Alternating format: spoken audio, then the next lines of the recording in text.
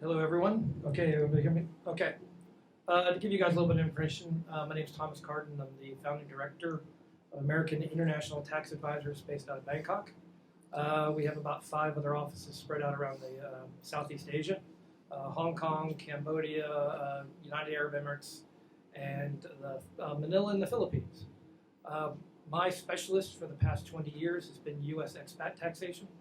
I have an IRS enrolled agent license and a master's degree of international tax and financial service law from Thomas Jefferson School of Law.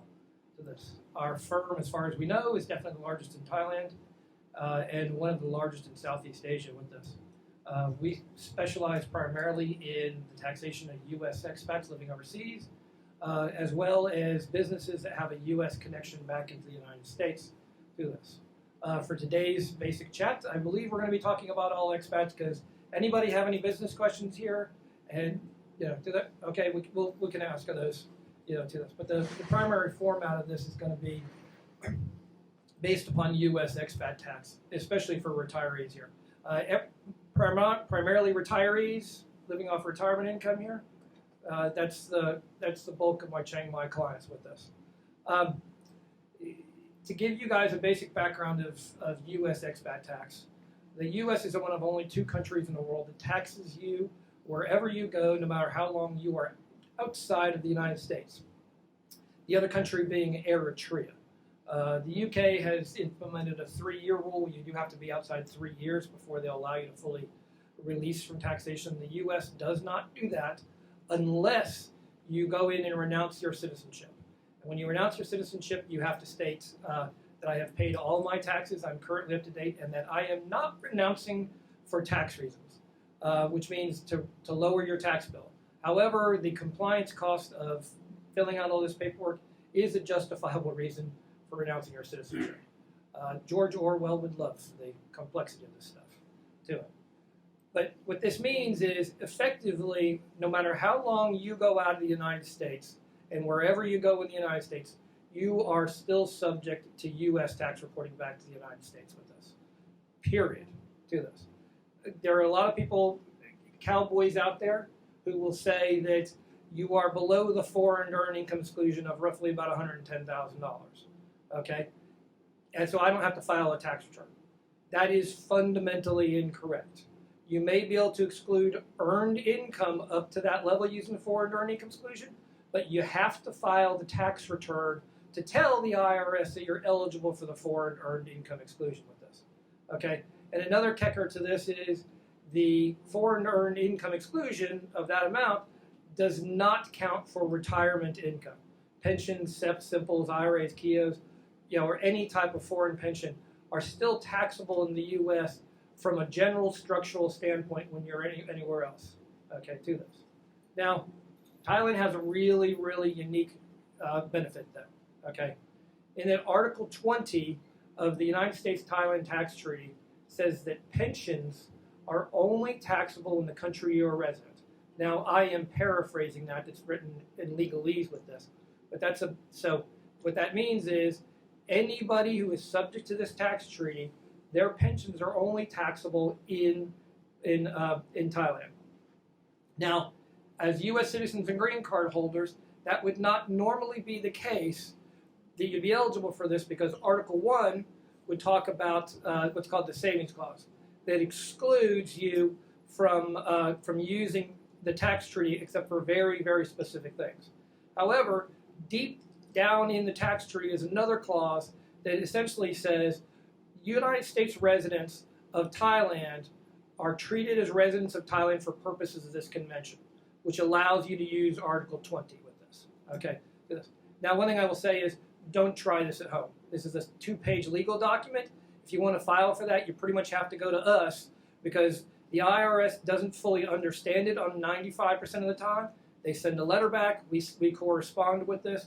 So the back end of dealing with the IRS to get them to be able to understand it is there. Because even though we've done this over and over and over again, and we've won every time, the IRS still sends us back because the way their bureaucracy works, it never records that as having been a justified thing with this. So various times you have to write a letter back to the IRS explaining this exactly what's happening here with this. Do this.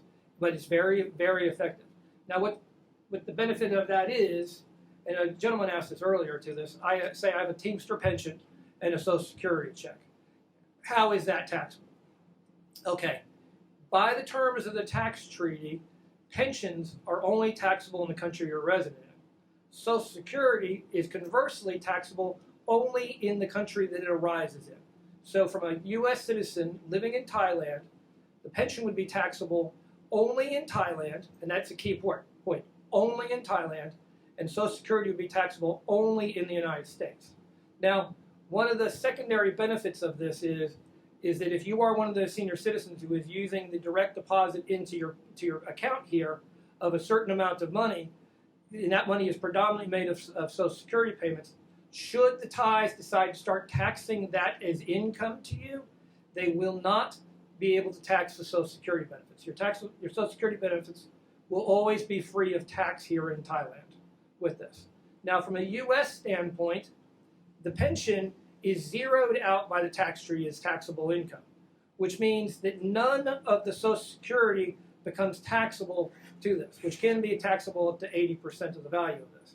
That allows you, in that particular situation, to be free of U.S. income tax completely, as long as you file the tax treaty disclosure forms in the proper legalese with this, to this. It makes retiring here something of a paradise for American individuals. One of the keys to this too is if you have not been doing this, but if you, for the last several years, from using tax return standpoint, you can go back and amend those return back 3 years. So now you can amend 2020, 2019, and 2018 and get refund for the prior 3 years with it. Prior to 3 years, you're past the statute of limitations and not able to do it. On April 15th, you lose the ability to go back and amend a 2018 tax return and get a refund with this, to this. So you're able to go back and get a substantial check back using the tax treaty as well with this, to it.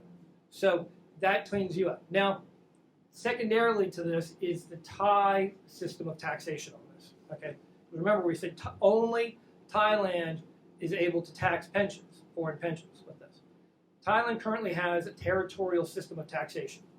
Okay, which means that they do not normally tax a foreign pension unless it is remitted into Thailand within 12 months to this. Okay, which means you have the checks coming out of your pension account into a Thai bank account within 12 months. Now, we've actually had individuals go to the Thai tax authorities and say, hey, I've been taking this out, I'm free of tax in the U.S., I'm supposed to pay tax in Thailand. The revenue authorities are currently saying, I kid you not, do this. It is possible that they begin to enforce that at some point in the future, but what you would ideally do is you would direct deposit the money back into an account in the U.S., and the money you would bring into here would be savings above your Social Security. So you pull out of your savings account, and you refill that savings account over that 12-month period. So you're shifting buckets, and that is completely allowed in the Thai tax code. That allows you to escape Thai taxation as well. Effectively, what we're talking about, gentlemen, is, and excuse me, lady as well, that you have free retirement income for the rest of your life as long as you meet residency requirements here to this. And you are welcome to come in the office or set up an appointment, and we can go line by line item on how the tax treaty explain this. Because it sounds too good to be true until you go and see the legalese on exactly how this works. And I've had people, and even at the IRS, argue with me over how a tax treaty affects U.S. taxation. Now, this is probably the most important of this. When the United States signs and ratifies a tax treaty, it has the force of law in the United States, and it will override U.S. law in and of itself. Okay, and this is the reason why a tax treaty has to be passed by the Senate and then signed by the President of the United States. Once that is done, it has the force of law in the United States. So in order to change this tax treaty, the IRS, the State Department, oddly not the IRS, but the State Department would have to come here, renegotiate a new tax treaty or changes to a tax treaty, get it passed through the Senate, and then signed by the President, and then it takes effect in the next calendar year, not in the current calendar year. Now, because of Rand Paul holding up tax treaties in the United States, in the past 10 years, they've passed about 4 tax treaty ratifications on this, and there's a huge backlog on this. The possibility of this being changed is very, very slim, just because of Washington's current lockdown, procedures with this. Makes it nice and so you've got a level of security that they're not going to go in and change this next month. And the reality of this isn't on the IRS's radar, because relatively this is a small group of people that are even eligible for this, and that's the way the tax treaty was written. So they're not looking at this as a problem or an issue at all. They go in, and what happens 95% of the time is it's literally the computer doesn't see the tax treaty for their system, so we have to literally write a letter back to them telling so that somebody looks at it as a person and goes, oh, yes, this was deducted because of a tax treaty, and then they either refund or zero out the issue in the IRS. So most of the problems with the IRS have to do with their inadequate systems to recognize a tax treaty rather than them arguing with it by any stretch of imagination. So it's a really, really elegant way to do this. And you would hear people, you hear about the ultra-wealthy dealing with tax planning around the globe and making themselves efficient. In a way, this is exactly what this has done, but it's applicable to, I would assume, 95% of the people in this room to this. And us as a firm, this is what we specialize in: is trying to make everything ethically and morally, and allowing you legally to do this. And everything, by the way, is completely transparent to the IRS. Everything's written to the IRS, disclosed to the IRS. They know exactly what we're doing every time. There's nothing hidden here at all. Do this. So it's very easy to understand. From their standpoint, once a human looks at it rather than a computer. First question? 3 questions. You're going to leave a business card? Yes, and we've got some flyers over here as well. Okay. And 2 questions, one for me, one for a friend. A friend of mine. But hold on, let's go ahead and do the microphone here. Okay. One question, a friend of mine, I'm asking these questions. Yeah. A friend of mine wants to teach English online. He's a U.S. passport and teach Thais English online. He's here. I'm not sure what his visa status is, but is that an issue? Okay. Is there a threshold amount of money he can make? Okay. This is, you're talking about self-employment income. Or you're talking about one of 2 things. Either self-employment income to this, where he runs his own business to this, or you're talking about wages that he's working for an agency and they're paying him wages for teaching. Okay. If this is self-employment, he's able to be here from a U.S. standpoint and exclude the foreign earned income exclusion, again, up to about $110,000 to this. And I keep that number there because it's adjusted for inflation each year, and people tend to watch this stuff year after year. So if he makes less than $110,000 of profit, he's free of income tax being self-employed, but not free of tax. Okay? Thailand does not currently have what's called a bilateral Social Security agreement to this, which means that when you're self-employed in Thailand, you still have to pay your self-employment taxation back to the United States at about 14.4%. So if he were to make $10,000, he'd owe $1,400 back to the U.S. for a Social Security contribution with this. That's the only tax he'd have to be done in the United States with this. Now, if this were wages, if he were working for an agency that controls his time, and he would be an employee for U.S. tax purposes in the United States, that's a wage. He could use the foreign earned income exclusion, and he has to pay no self-employment taxes because it's wages. Only when he's running his own business does he have to pay the self-employment tax. What issue would there be with Thai tax authorities? Thai tax authorities, if he's not teaching here in Thailand to Thais, it's a very big gray area right now. Okay, and this is the entire digital nomad community, which is normally a different speech to this. They have a real gray area in their law. Okay, it is supposed to be taxable in Thailand if you are performing the services and doing the services here to this. And you're theoretically supposed to have a work permit to do that. Okay. However, the Thai government has actually been on the side, I guess. I'm not going to say on the slide, but passing the digital nomads to say, yes, we want you here, we want you spending money. We don't care if your sources of income are outside of Thailand based upon this, you're able to stay under whatever visa you're on. Okay. However, they do fundamentally have the rights to tax that, but they're also looking at changing this into a digital nomad visa, where it clarifies this particular issue, to it. But yes, they can be taxing it, and if he's definitely dealing with Thais as his client, he needs to register a company, he needs to get set up for VAT and deal with all that. But if his clients are outside of Thailand, it's there's a gray area that he falls into. But he would need a work permit? He'd need to set up a company and do a work permit for dealing with Thais here, and some type of full company. Now there is what's called a treaty amnesty company, which as an American citizen you're able to own 99% of the company. Actually, slightly more. You just have to have one Thai shareholder owning one share of the company. My mother-in-law is Thai. She actually owns one, but the rest of the company is all American owned.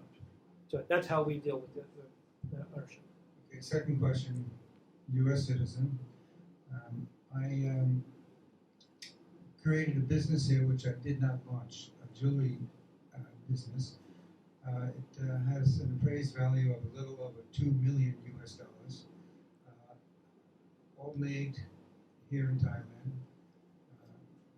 No sales, never been launched, and I want to sell it here in Thailand for like 90% off the appraised value, which brings it to about 200,000 US. I'm here on a retirement visa. Is that permissible? What consequences? From a Thai standpoint, I'd have to have you speak to a really good Thai attorney on that. With it, that would be a level that from Thai taxation to it. Unfortunately, we were supposed to have a gentleman here from Siam Legal. He is here. I mean, not Ken, but okay. Yeah, that would be a response when he comes back in. He might be able to help you out with, because that's you're deeper in the Thai than I can go with. Yeah, there would be a net loss, not a net. Yeah, from a U.S. standpoint, yeah, you'd have a net capital loss, on the investment. Okay, wait till Right next to you, you have another question? You have another question? No. Oh, okay. Sorry, I thought you. You answered the question. I thought you. About back 3 years. Okay. You said Yeah. you can. Any other questions? You're. So you're tax advisory. Yeah, Right? Okay.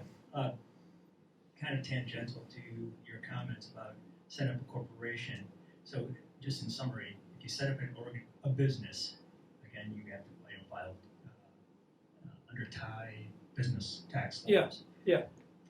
Regarding property, I've been told because my wife's from Hong Kong, I'm from the U.S., we bought property here. We were told we need to set up a business to purchase the land.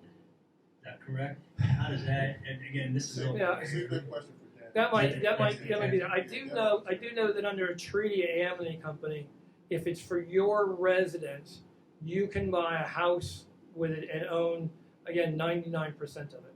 Okay. Vacant land, you're going to be into a whole different area with it. There's only very certain things that are allowed you to do. Land speculation, and that's really for the attorney to talk to about that, because when you're getting into Thai land rules and using U.S. companies, it's possible to do, but that's an area outside of what we do. But you can own your house in a company that you set up. But from an individual standpoint, it's going to be much more difficult. In fact, we have a question that you may be able to answer. Oh, and then I'll pass it to Okay. him to answer. No, I'll go ahead. Come on over here and we'll introduce you. Just a tangential to that question I just asked. Okay. Oh, you know what? Go ahead. Yeah, Please okay. go ahead. Go ahead and ask the question. Stand here so that the camera's in here for you. So again, I'm from the U.S. My wife's from Hong Kong. We're looking at purchasing property here because we're looking at a long-term, 10-year stay. If we do that, how do we set up? And we've been told we need to set up an LLC to hold property. Pretty much, how do we set up the shell? How do we set everything up so it's transparent and above board? I see. So in your case, if you have a foreign spouse, there is no Thai wife, right? No one's Thai here. Okay, so in this case, you only can do maybe you can set up the company. But if you set up the company to own the land on the property in Thailand, so you need to have the Thai shareholder to own the share. So you must have the Thai person, Thai people involved in this case to set up the company. And the other option may be the lease option, or you can register the usufruct, which is you can enjoy the right around 30 years maximum for you to use that property. And the option sometimes if you but the property, the land still belongs to the Thai person, which is like they have to register the lease or the usufruct right, they grant the right to you. And by the way, it is only the right for living and use that land. It is not the ownership for the land. But for the building, you can have the option to own the building by the agreement or by the option of the law, which is specified that you register. As these are all Americans, does a treaty amity company? How The- does treaty amity company affect that? You gotta Jerry. talk straight into it, good. Okay. So the under the arbitral treaty, which is we consider only doing the business, and you get the benefit for American nationality to own the share more than 49% until 100%, and you can work in Thailand and doing that business and not worry about the ratio of the shareholder of the Thai party. But referring to the land ownership, the Land Act in Thailand, we have the specific condition, which is we specify the ratio of the shareholder and the amount of the shareholder. So there are two requirements. So the structure of the arbitral treaty, you cannot own the land because it is prohibited by the Land Act. But under the company, under the arbitral treaty, so you can doing the business like general business, which is like not related or prohibited to another business license, which is have specified or some specific requirement. Like if you plan to do a restaurant in Thailand, so you can do with that under the treaty, because the food license, alcohol license, there is no specific requirement about the company structure. But for some business like travel, that you have to get the TAT license. The TAT license require the structure of the 4951 share, which is the arbitral treaty could not meet the requirement. Yeah. Hey, Dan, let me,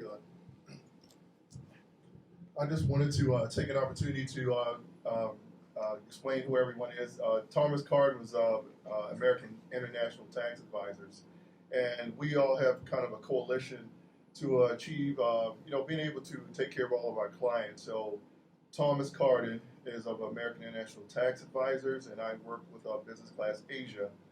We work also with CM Legal in Bangkok, and unfortunately our colleague there was not available, but their extended office here in Chiang Mai invited Dan and Ern to come today, and they are attorneys here, and I'll allow them to answer more questions related to land ownership. They also deal with visas as well. They deal a lot with visas. You may have even ended up on that website thinking it was the Thai Embassy's website. That what is it? Thailand? Yes, it's CM Legal, but it's yeah. But so they're based in the same building. We're all in the same building in Bangkok, and I'll let these guys answer any law questions you might have related to ownership. And let me just take a second. As Thomas and I interview and meet with clients, we run into a lot of these issues about, really love and care about their girlfriend and wives, but we don't always really do what we're supposed to do to make sure they're taken care of. We want to do it, and, doing these kind of things will, doing the land ownership the correct way for yourself. Dan briefly talked to you about the usufruct, right? Yeah, usufruct the lease. So I talked to him about that a little bit earlier, and my understanding is that that's where the wife makes a document to the land office saying that I want my husband to be able to live here if I were to pass away. Is that correct? So, sorry, And you can talk more about what I understood it to be was that in the event that your wife owns the land, okay, and you're the husband, and God forbid something happened to your wife and your wife passed away, that you're now subject to the wishes of the family, because they ultimately can come in and take over, the property you purchase and things like that. Not saying that they would, but to be sure that to be sure that you're able to stay in the house until your death, the wife has to put in place an usufruct, which basically tells it's something that's registered at the land office that Dan and Ern can do for you. That basically a document she gets registered at the land office saying, hey, I want my husband to be able to live here upon his death. Can they also say that he can sell the land? Actually, by the law, that if we consider, And I'll take a seat. okay, thank you. So we continue this question. If we consider that is the land owned by the Thai wife, so she can still sell the land to the third party, to the other person. But if you register the lease or the usufruct, which is like that is the legal income rent, register attached to the title deed. So it will be transferred to the new owner also. So which is like the new owner may not interest to purchase unless they have some relationship that would like to buy the land with that right. And actually, if you register marriage with the Thai wife and she registered the usufruct or the lease to you, you have right to stay, you have right to enter that land without any permission from her. And in the case if she passed away, by the Land Act, if you could check deeply by the Land Act, foreigner could be one of the heirs of that land. But you can own the land not over one right, which is 1,600 square meters, yeah, which is not over one right. If over one right, you have to sell and you get the money only. But this case, yes. I've also heard that you can stay on the land for 1 year. So is that true, or can they? So if with a usufruct, the husband, if the wife were to pass away, he would be able to stay on the land. Would he also be able to sell it? Would he be able to sell it? Actually, if he is the heir by the Land Act also. If he register the marriage with the wife, so you are the one of the heir of that land. Even you register the usufruct. The usufruct is different. You have right the usufruct. Yeah.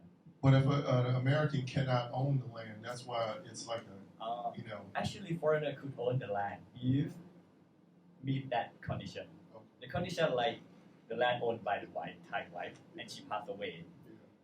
The foreign husband can be one of the heir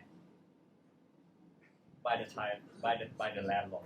He has one more. I just said to clarify, because I know there's about 10 plus participants here, and then several speakers. Just a show of hands, I think, make it more relative to you. Of all the folks here, what percentage of us have Thai spouses? Or partners, sorry, a partner. So have Thai partners, have don't. So can you run down that track of if you have a Thai partner or you don't have a Thai partner, how you can own land? For what you said, it's two things. It's land and property. You can't own land. Okay. I'm clarifying. Foreigner cannot So own that's the my land. expert right now. So So we discuss like generally, foreigner could not own the land at this time. So you can use only the lease option or register the usufruct that you have right to enter to use benefit of that land for 30 years or lifetime of the owner or lifetime of yourself. You can choose 3 options when you register at the land office. So that is only the right to use, the right to stay, but the ownership of the land still owned by Thai. In another case, if that foreigner register the marriage with the wife, so and the land owned by the Thai wife, and just in case we will talk about the succession law. When the Thai wife pass away, the foreigner, the foreign husband can be the one of heir to get to live to own the land, Yeah. So the foreigner can own land. Can if you Inherit. inherit. Yes, but Yes, the but- dying person. Well, Yeah. sure. So the Land Act allows foreigner to own the land, but you need to submit the petition later and ask the permission from the Minister of Interior. No, but that's limited to less than one ride. One right only. Okay. One right only. So, but if they had bought a townhouse it has less than one rye, You can own. you don't own Yeah, it. we consider the land only, but the building, whatever, tall or yeah. That's true for divorce as well. If you divorce your Thai wife, then you settle it amicably, then because this happened to a friend of mine, he ended up with the house after an amicable. Actually, if you divorce, we will consider like marital asset only that you have to share half. Oh, okay. Yeah, to separate half. But maybe the will wasn't changed. So- So he inherited the house still. Okay. To inherit the land for foreigner, you can inherit by the not by the will, but should be by the estate law only. Which is like 100%? your wife could not make a will give the land to you. So it will be inherited by the Land Act and by the succession law only. So the You way can inherit 100%. okay. less than Actually one rye. yeah, actually the general succession law and the heirs by the law maybe have more heirs, like if the wife parent or you have the children, so they can share with with that land. The thing that to make it, that land give to can inherit to foreigner 100% and not over one right. The wife must be Share the mic. Share the mic, man. Share the mic. Let Eric say it. The wife has to write a will and then delete all the other heirs. yeah. Yeah, like if the wife has a daughter, Mm. yeah, or other grandchildren, she has to specifically say that This land. this land with the husband only. Yeah. That is the way. So she could make the will, but did not mention directly that give the land to the foreign husband. But she could make the will to cut the other end specific of this land. Like if I would like to give the land to the foreign wife, so I have to cut my daughter parent specific only this land. So they could not involve in this land, and only one heir that I will not cut is my wife. So she could own the land. So this is the ownership after I pass away. But the other condition of after I pass away, you have to submit a petition at the land office to ask the permission to own the land, to direct to the Minister of Interior. So that is specific by the law. But generally the land right now, like foreigner could not register like the ownership of the land.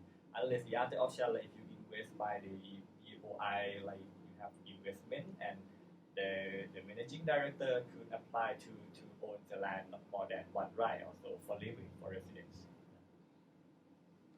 To finish that, Yeah, I mean, we're just open up, just going down a rabbit hole Yeah, and stuff like that. I So just want to make it's sure they answered your question. Yeah, generally, yes. Yeah. But For the company, for It's you, difficult. Yeah. Very, very difficult. Yeah. So if you apply to like in each case, it depends on each client. So we should Yes. it's So suitable many, for that. so many different cases. So we invite you guys to make an appointment with Dan and Rand to meet with them here in Chiang Mai. So they're here in Chiang Mai. They can answer those individual cases with you.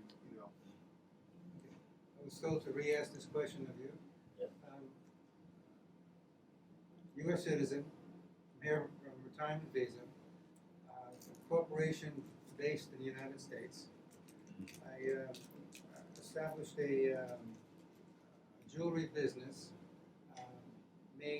everything made in Thailand, and now it's appraised at $2 million US, and I want to sell it for 10% of the appraised value in Thailand. Are there any consequences? This would be just a one-off or one-time sale, and not a continuous business. And like I said, it's established with a website and everything ready to go. Just lost interest and I'm going to sell it, and I'm wondering what consequences there might be. If I sold it here in Thailand. So you mean your business is set up in the US, not set up in Thailand, right? Set up, You're set up everything in is Thailand. here it's a U.S. corporation, Uh-huh. but everything is here in Thailand. My inventory, well, the website is worldwide, but the base is the inventory is the value. And the inventory is here in Thailand, and everything was paid and manufactured here in Thailand. The corporation is registered under American law, right? Yes, But all the manufacturing based in Thailand. yes, it was all, I contracted all the work. Well, So all, you mean by- all you by- hold though is just literally inventory now. You have no factory in your name, no Correct. leases. I just have You just- inventory, no factory, no So you'd just be employees. selling, effectively, trying to sell your Thai-based inventory, but a U.S. corporation as well. Correct. You Retirement probably need a visa. consult. Retirement visa. I'm on a retirement visa. You probably need a consult. Yeah, and I apologize. Dan is here today, and they don't necessarily handle tax questions. Dan is mainly his specialty is land ownership, Yeah. but his company that we broke where they do all kinds of stuff out of Bangkok. He specifically has more cases that he deals with the land issues here, and the company they work for, Sam Legal, does visas and all that other stuff, mainly out of their Bangkok office. That we're all in the same building, so we have a relationship together. You may have to Yeah. consult. But Thomas has relationships with Thai tax attorney, Thai tax persons that he can. If you send an email to Thomas, he can connect you with someone that can answer you the questions here. Okay. Thank you. Talking about the visas, most of us have retirement visas always and stuff like that. Supposedly there are 4 visas that are coming out that I heard a digital nomad visa. There's new, visas where if you're retired you can't Yeah. work, but now you can work 20 hours. Do you have insight on that? In Chiang Mai right now, we have only the general visa, like retirement visa, business visa, marriage visa, or dependent visa with the Thai family. Yeah, but for maybe the smart visa or the visa under the Board of Investment, or but you can see the new visa category now is smart visa, so you can do business without the work permit. So only that if you get that visa, you don't need to apply the work permit. But the requirement, everything you can submit like online or but handled by our bank office. But in Chiang Mai, we can do for the visa, Thai visa for foreigner, and the news about the digital nomad. We do not know yet if it will be announced or used for this case, but in this time it's just like they are not trying to crack down, but you can doing whatever you doing in Thailand, you can enjoy your life and working for the income from overseas. Yeah. Question, tax related question. Actually, Sorry to make you swap stand up. No the problem. swap that microphone. That's why I. Here we go. No. Use that I'll one. give it to the question. Yeah. You can speak loudly. Okay. Thank you. Thank you. I think you made this clear, but I want to. Thank you. confirm Speak right The into it. incomes that are affected by the treaty. Right into it. R&Ds are included in that, requiring minimum distributions? Yeah, any type of distribution, as long as you're meeting the correct residence requirements, is free of U.S. tax. In fact, here's the good thing about this: there is, some people question, well, I've got an annuity as well, which is a very common investment vehicle in the United States. I believe that's actually Article 21, which gives the exact same terms for even an annuity as well. So for retirement income, you're pretty broad, basically safe here in Thailand using the tax treaty, even RMDs. Now, one thing about this is we get some people who want to roll the money immediately into a Roth. You cannot do that, other than just the standard Roth minimum distributions or minimum investments into it, because you've taken this out not as a rollover but as a distribution, with it, which the rollover into a Roth becomes a slightly different issue, but it requires a rollover rather than a distribution. And what about the company pension? Company U.S. government employee, to that. Government pensions stay taxable in the United States. Separate article. So if you are a member of the FBI who retires here or a member of the armed services, you are subject to taxation back in the United States. State Department pensions, all this, stay taxable. Is that true of annuities if you were a former government employee? If the annuity comes from a government source, yes. I believe it's the OID with it, the form you get, the 1099. Yeah, that would be it. Now, if you had it through one of the credit unions that the government does, no, that's free of tax. Or sorry, yes, that's free of tax. But if it's paid out by the federal government itself with an annuity, yeah, you're still subject to taxation.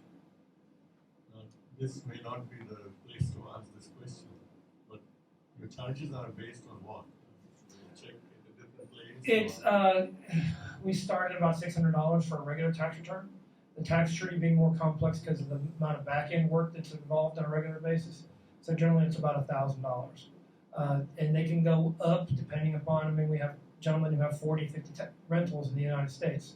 Do this. We also do. We got for the teachers. We have a $300 teacher's tax return with it because they don't make a whole lot of money. In fact, the good thing about this is that there is a teacher out there who's watching this, and you have children. You can currently get $3,000 of additional child tax credit back with this. If you have 2 children, you get a check for $6,000, even though you're teaching here in Thailand with it, using additional child tax credits. So those guys, they want to come and see us immediately with it. But generally, the returns start at $600, but because of the complexity of the tax treaty, it's about $1,000. So for a basic, fairly simple return, it's $1,000. Yeah, if you're gonna try to get free of U.S. taxation on pensions, it's $1,000. Yeah. The regular return is here $600. If you do the tax treaty, then $1,000. Yeah, and that's primarily because, again, the computer systems of the IRS just aren't adequately up to seeing the tax treaty.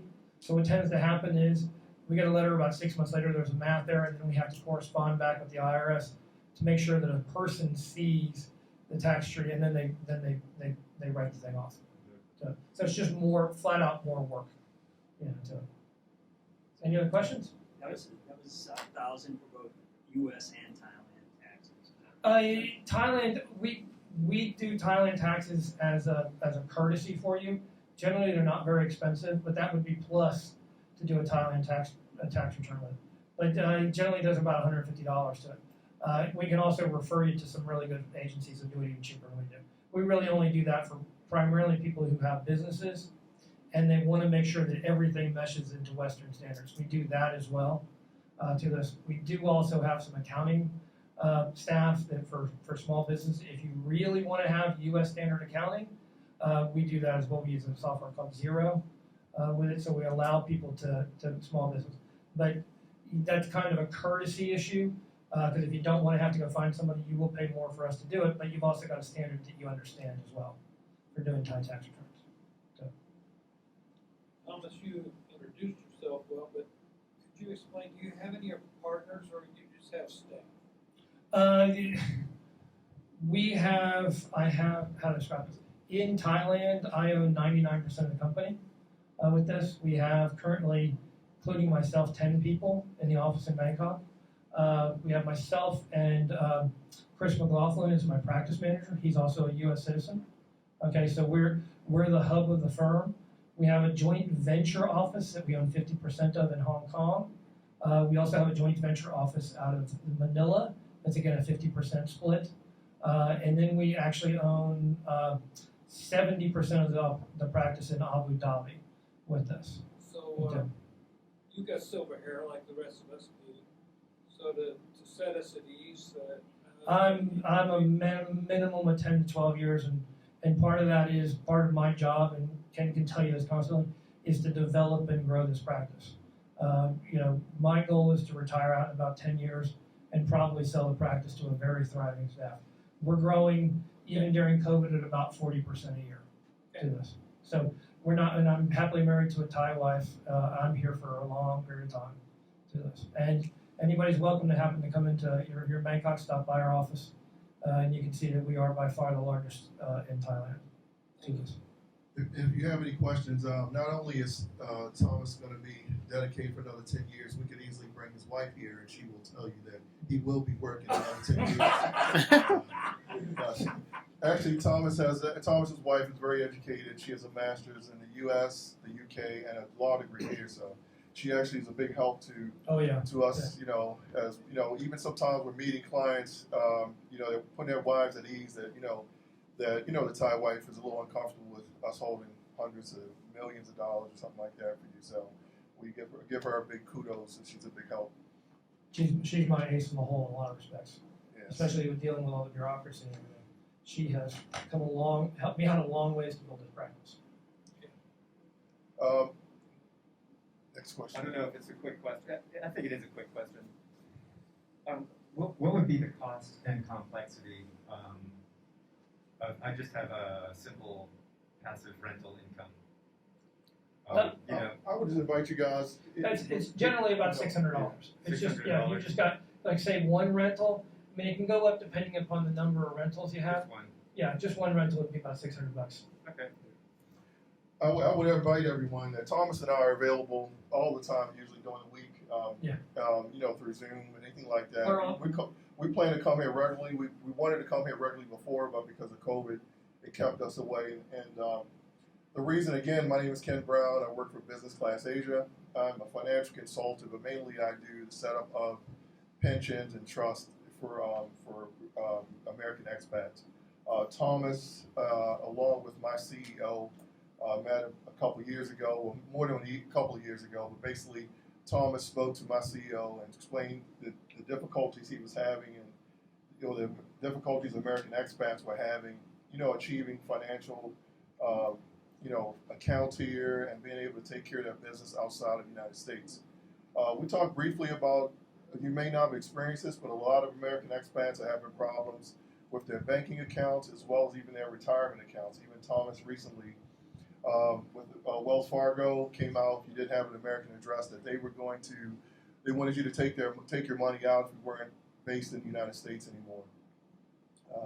So a lot of companies are moving in that direction, and we have some solutions for you to open up an American account, a U.S. bank account that's going to work well for you while living in Thailand, as well as U.S.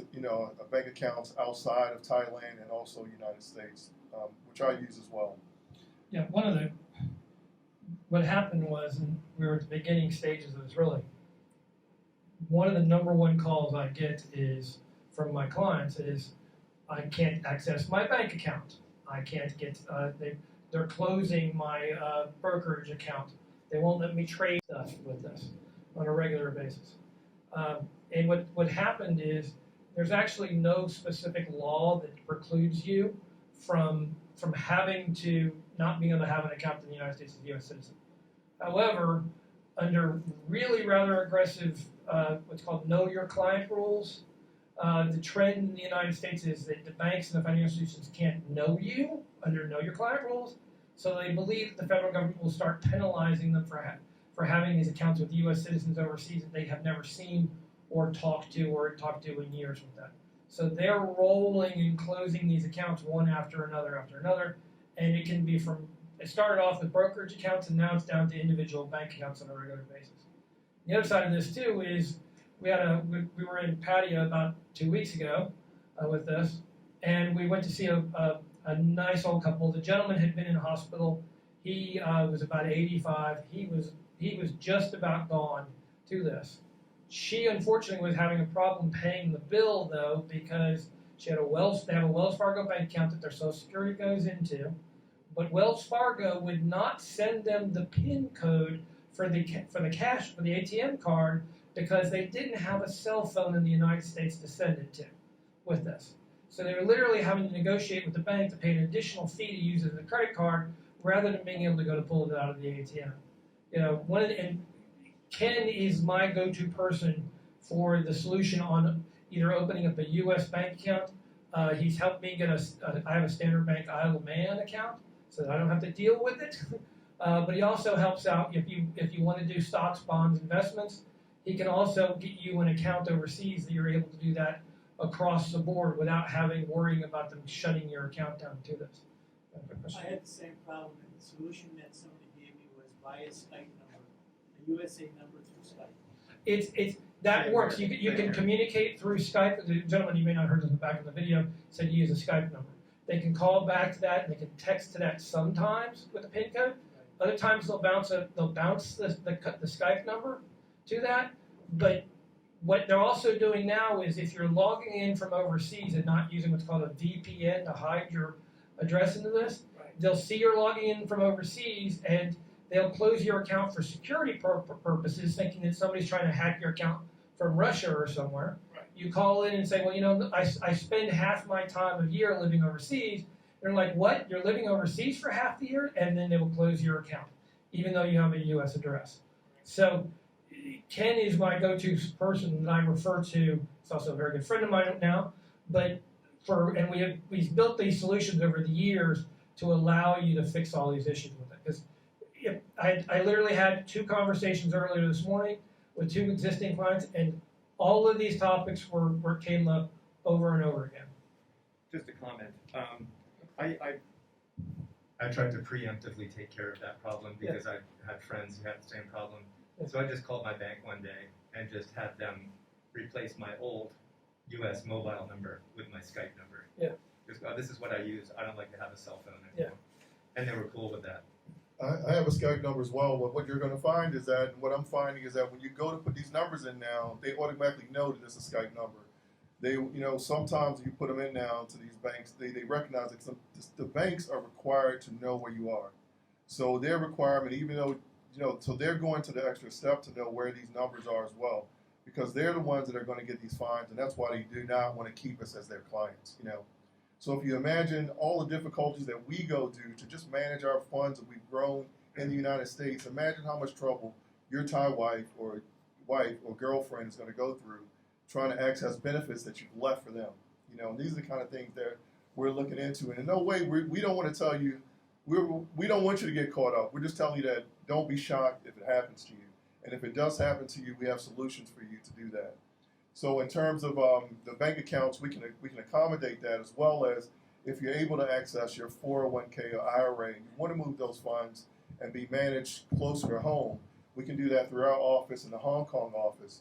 And basically you would have access through either Hong Kong or Guernsey. We have an occupational retirement plan that will accommodate, that will allow you to grow your funds, continue to grow your funds tax-free going forward. Thomas can talk briefly, I guess, about that. If their funds are in the occupational retirement plan. One of the grand things about that tax tree in Thailand is twofold. One, it allows you to set up another pension and move that money into the other pension. So which effectively means 2 things. One, if you take the money, so say you have $1 million in the United States. You take the $1 million out of the United States to your IRA or 401 currently, and for some reason 2 years from now you need to move back to the United States. The IRS considers that $1 million to have been taxed. So therefore, 0 tax on that $1 million for the rest of your life. Now, but then you've got this $1 million with, and every dollar would grow if you keep this into a regular account to here. What you can do is you can move into a foreign pension, of which he's got a couple different choices to do this. Move into a foreign pension, and because it's still in a pension, not even a foreign pension, but a pension, you're still able to use a tax treaty, and that growth in income that comes off of it, if you're taking that on an annual basis, still comes to you. So, worst case scenario, you take $1 million out, you're free of taxation on it. You have to move into the U.S. and the account is worth $100,000 more, so 1.1 million, and you've not been able to use a tax treaty to take the entire thing out. The reality of this is that $1 million has already been taxed in Thailand. Your taxation would only be based upon the $100,000 it grew after that if you go back in the United States. If you stay here in Thailand, you take the 1.1 million, free of U.S. tax. So you can use this to plan how you want to do this. The secondary side of this is, for those who do have a Thai wife, there's no trust law in Thailand with this. It just does not exist. So you cannot give money to your girlfriend or your wife in a way that she doesn't have full control of it. You give her the asset, the whole village can come out and start pecking at her and saying, give us money, give us money, give us money with this. If you use a foreign pension trust with this, You can set it up in any particular way you want to, and she gets the benefit to this drawn out by the terms of that trust. So if they come up and say, yeah, you just inherited $1 million, give us $100,000, she goes, no, I've only inherited $20,000 or $30,000 this year. I can give you $10,000. It relieves the structure on her so that she's got that, to this. And here's the other benefit of this as well. She's free of U.S. tax at that point. All she has to do is take the death certificate to Ken and say, my husband or boyfriend has passed away. I'm the beneficiary here, and it's done. So free of U.S. taxation, free of all the pain that we all deal with on a regular basis on trying to get money out. Imagine if your English isn't that great and you're a pretty little Thai lady who's trying to get the money to keep your kids in your house going. He's a big solution for that.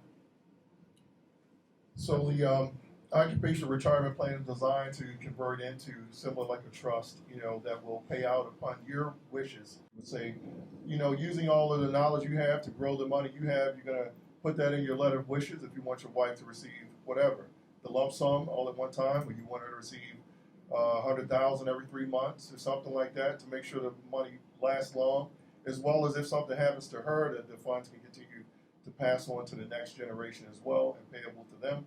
Or even payable to your, we all sometimes have families back in the States. The funds can pass back to the United States and, just the same way they could pass to your wife here. So you get all of the options relating to the succession of funds, as well as the opportunities through our Hong Kong office to invest in anything back in the United States, as well as the investments, internationally. So, for example, the bonds in the States are probably paying less than 1%. We have access to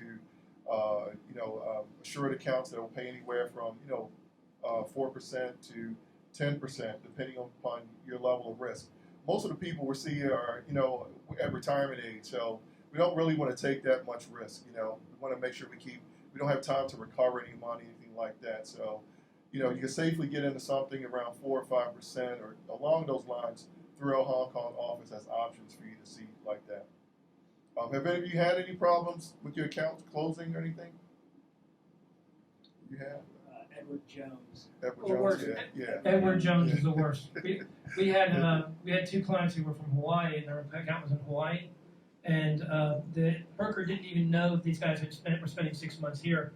One of the gentlemen had to call Hawaii as broker, Edward Jones, because his broker wasn't actually there, and the conversation came up. We spent 6 months in Hawaii. Edward Jones immediately locked the account down and threatened to fire their broker because he should have known they spent 6 months in Thailand. They're about the worst of this. But Citi and HSBC, like Citigold and Premier, they're pretty good, because I've got the accounts in the U.S. and then I've got like Citigold here. It's closing now. Yeah. UOB. Yeah, so Citi is closing now. Yeah. I've got the Premier account in Hong Kong. We've had Merrill Lynch, we've had Bank of America do stuff, we've had, if you've got an existing account, you would not be able to get a new one. And if you have now, do you have a U.S. passport? You say your wife is an American. I was born in Chicago, but okay. After I left active duty, I was posted around the world. Okay, gotcha. So, I don't know these accounts. If you have a platform in Hong Kong, it's possible that you could actually put the platform inside of our trust. So you still will be able to benefit from the additional, tax deferred savings with your plan. Which goes, again, maybe it's helpful for others. Again, if you have some, let's say, like a trust set up in the U.S., how does that scale overseas? Are your assets do they fall under the trust, or are they outside the trust? Probably it's legal. Yeah, you're specifically talking about, and that would be variable upon the trust itself. One of the problems with that is that generally, if your wife is not a U.S. citizen and is paid out of that, she's going to get whacked for 30% with it, withholding it. That's part of the reason you want to look at an international structure, because if something happens to you, yeah, there's an estate issue there, but she's free of U.S. tax and reporting issues if that money's outside the United States. Thomas, that's a good topic, because speaking about the benefits of moving your funds, if you have $1 million in the States in a retirement plan, and you were to pass away, those funds would be taxed at what, Thomas? About 30%. So your those funds in your 401k IRA would be taxed at 30%, which is going to reduce your succession of funds to your loved ones. But if you do take advantage of this, your funds will stay intact and allow you to benefit from dealing with somebody on this side of the world, not having to get on the phone at midnight or 2 o'clock in the morning to try to accommodate calls. Just let Thomas do that. Thomas comes in every day at 6 o'clock because he has to call the IRS or do something like that or do those kind of issues. But yeah, a lot of people are benefit from moving their accounts over and dealing with us because they're able to come in and have a review every 3 months of where their assets are and take advantage of the additional opportunities for investments on this side of the world. Thomas, can I get Thomas to talk about one thing? He's going to hate me for saying this, but you know what I'm going to say. It is not an amnesty. Do not use the word amnesty. Currently, I'm the guy. Thomas is married. This is a Thai wife, and I eat dinner out, do things like that. So I meet Americans, and sometimes I run into Americans who think because of the foreigner and income exclusion that they don't have to file to get the benefit. They haven't filed. Now they haven't filed for years, and they're scared to file. But right now there's like an amnesty. Don't use that word. Thomas hates me to say amnesty, but it is. It's not a guarantee. It's here now.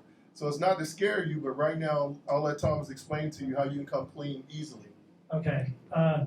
Amnesty involves guilt with this, and you are not eligible for this program if you were guilty of specifically trying to hide money overseas.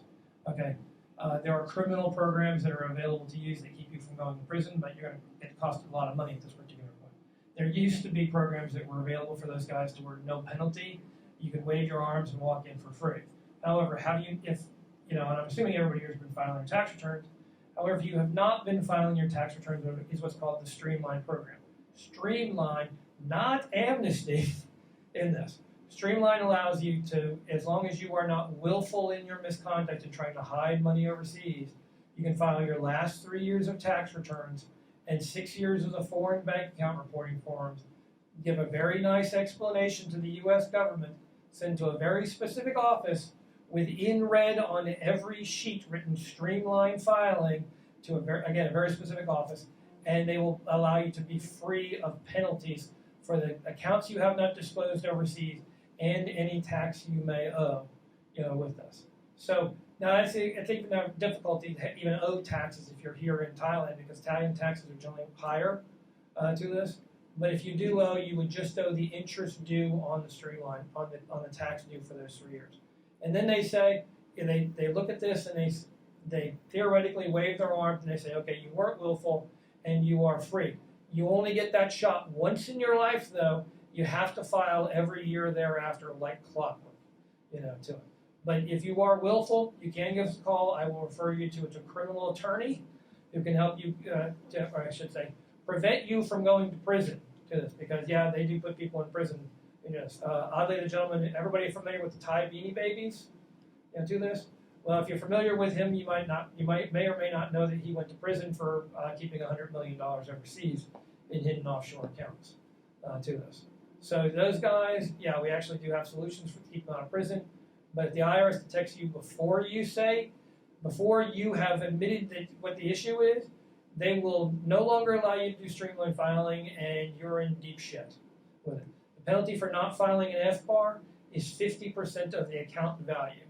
So if you have not reported that account value annually, and it has $100,000 at the peak value and at any point, they will fine you $50,000 of that. Now it gets even worse.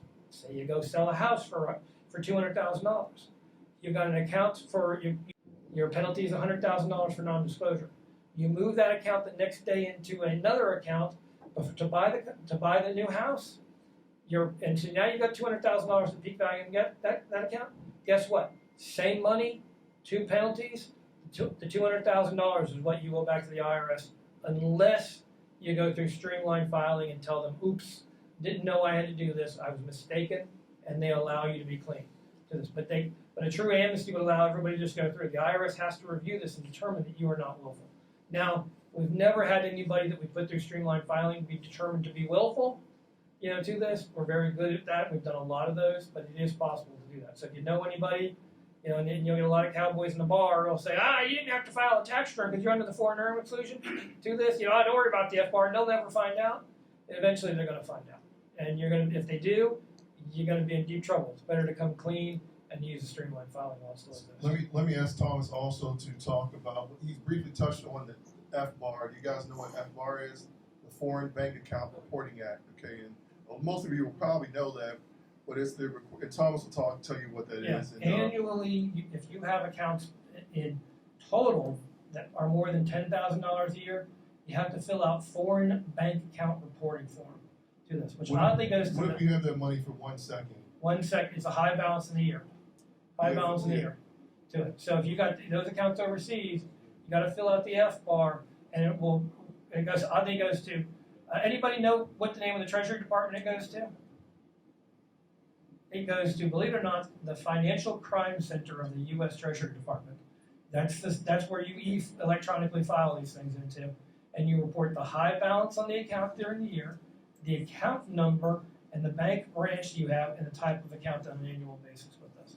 And the penalties for non-filing on this are heinous to this. And now, because of the fact that the foreign banks are required to report this back to the IRS, all the accounts, and so the days of not being detected are rapidly dying into this. Real quick question. Obviously, if I have some kind of a investment program, if I have some kind of an investment program that's obviously goes on the FBAR, but am I also filling out the line on the most coming into my Bangkok bank, a monthly amount? Yeah. For the Bangkok bank account, it'll be the high balance on that account. And if you have different account numbers, you'd be reporting for any type of account, you'd be putting those accounts in as well. So my account number is how you report. The calendar year filing? Calendar year filing, annual, yes. So everybody who's on a retirement visa is doing that? Suppose they may not be doing it, but you're supposed to. So if you've had $800,000 or more, you're 800,000 baht in your account there for the retirement visa, yeah, you got to fill out an FBAR. If you've got more than $250,000, you have to mirror the same information on a form 8938 as well. So in most cases, the FBAR is separate from your tax return. Oh yeah, it goes to a completely separate place. Yeah, to And the threshold is under 10K. Is that what you said? 10K, but it's a 10K aggregate. Okay, so say you have all foreign bank so say you have 3 accounts of $4,000 in, you have to file it year over. So it's not $10,000 per account. And once you've got the threshold to file, you have to report every account. You get signatory power. And this can include work accounts as well. Too. If you've got signatory power or a work account you have no ownership interest, you got to check it on the FBAR. No ownership interest, but the information still goes on. When does it need to be filed for the previous year? Theoretically, the deadline now is April 15th, but they have an automatic extension that you do not file until October 15th of each year, which means at this point your real deadline is October 15th to file. But you have no form you have to file to do that extension. For filing, again, if I'm correct, the guys would, like PwC and Deloitte would always do it in June, but then they moved it to October. But then I just transferred to Luxembourg in Hong Kong. They moved it to December, and they actually had to communicate with Schwab, stating because Schwab didn't even believe that they can go to December. Is this? It's possible, but that final extension is discretionary with the IRS. You want to push this to October 15th. And your general tax filing, it's better off to do than to try to, because especially with as effective as the IRS is in their operations right now, I can guarantee you that you're going to get a letter back about but it'll come in like June the next year with it, and they'll say you didn't get it or whatever, we never got it or with it. You're better to go ahead and electronically file the extension thing by April 15th. That gives you until October 15th to get everything filed by then. The IRS, if you want to Google it, the IRS right now has epic processing problems. They prior to the testimony of the taxpayer advocate, the IRS had said they've gotten down to a 6 million return backlog from last year. The taxpayer advocate said that number is that's only for a particular type of return. The actual backlog, including amended returns and all the other different types, is 24 million unprocessed returns from last year. There's theoretically twice that number of IRS responses to notices the IRS has sent out that they have not even processed all. We have notices that went in 10 months ago The response is the IRS still has not logged into the system to this. Yeah, don't push it to the December deadline, whatever you do. Just some of the mentions of the other tax organizations. Again, I wanted to briefly address, I spoke about this before we started the program, but Thomas doesn't always go through his experience, and I use that to our advantage in explaining you can get anyone to do your taxes, you can do them yourself. But in getting Thomas to do your taxes, you get the benefit of a son being raised, his dad was a CPA, he did tax with his father. Thomas was also the manager of Jackson Hewitt for the international division for 7 years. So he got all the questions from all the Jackson Hewitt offices, as well as now Thomas has a master's. International Tax and Financial Service Law. So he has a master's in international tax law as well. So Thomas pretty much, I haven't been able to stump him yet or bring a client in that stumps him. Pretty much he has all the answers at one time. And it's a benefit for us to be able to work together and take care of the American expats that we do efficiently. So I'd invite you to, send in a request to talk to Thomas when your particular, situations, and invite you to come into our office. We're all in Pacific Place, as well as we're up here pretty much every 4 weeks for 4 days. So we can meet with you. It's no problem. There's no cost to meet with us, and we want to share information. We get the benefit of enjoying our jobs, and so we invite you to come and meet with us at any time. Any other questions you guys may have? So I have a question that spans real estate purchase and tax implications, but it's kind of complex. So should I save it or should I ask it? That's probably something we discuss with them. Whoever you talk with. No, it's more about the tax implication. I know about the real estate, but I'm trying to take money out to purchase real estate in time, and I'm looking for any tax on this. But say the money is coming out of a 401k or IRA. You'd effectively, generally by the rules of the firm, what would happen is you take the money out with this. It would go into a U.S. bank account, and then you would wire it into here. I've never had a financial firm with an IRA that would wire the money out of the IRA overseas to this. Sometimes they insist upon mailing a check, and then you have a check nightmare with this. We have one poor gentleman with Fidelity. He's just fighting their checks constantly, to this. But you're ahead to deposit in there, wire that money into here. What you would do is, if this is in an IRA, non-government related, you'd come in, and then next year we'd file the tax return and use the tax return disclosure. And there would be a zero tax on that liability as long as you meet the residency requirements for it. And we're currently having you can move the money. Literally, the only thing it's going to cost you would be wire fees. So you're saying it's tax free? What if I take the money out in the U.S.? It's not tax free. But if you meet the residence requirements here in Thailand, this is an IRA, not a government OID pension. Right. This is an IRA. Yes, it's free of U.S. tax. Now even if I have income and I'm paying taxes on other outside income, the IRA distribution would be free of tax. Okay. Now, what I recommend you do is you specifically come in and we go through the residency requirements to ensure that you meet the standard to be able to do that. But yeah, we can set up an appointment for you to do that. Now they may retain 30% in lieu of you filing taxes. So sometimes they will withhold 30% in lieu of you filing taxes, and you get that back once you file the taxes for the following year. It's some of the brokers will find you live overseas, and no matter what, you're a U.S. citizen. You don't have you can write down I do not want any withholding. They will still, just out of spite because you're overseas, withhold 30%. In that case, we would apply for a refund, and the IRS issues a refund back to you in the next calendar year. Which he's done over and over again. So something we've done. When I first came to work with Thomas, I wanted to see some examples of what they had done, because I really couldn't believe it either. They were recruiting me to come here and work, and I was having so many problems. I was working in Abu Dhabi with solutions for Americans. Period. There were none. And I was mainly dealing with UK expats, New Zealand, Australians, that kind of thing. But when I came in, it became it was so exciting to meet Americans who had taken money out of 401k and find out that they were due those taxes back. So We had several times met individuals. Thomas did the taxes, and they got the tax money back.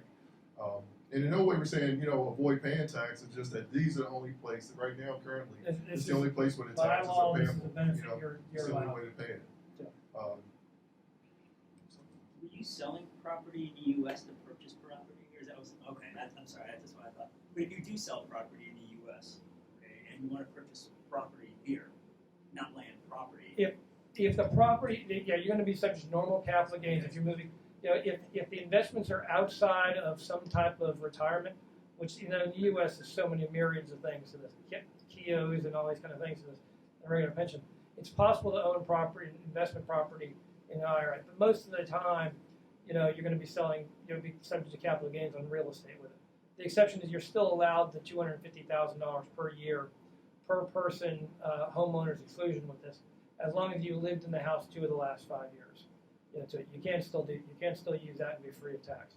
But those rules, this doesn't really affect that whatsoever. Thank you for attending, gentlemen. We'll be here afterwards to discuss. So I wanted to also thank Shane for helping us put this together. Thank you, Shane. Shane's worked hard and getting you guys to come. It's always hard to get people to come. But when we say taxes to Americans, it's like a thirsty man running the water. I want to thank Shane. Thank Thomas as well from American International Tax Advisors.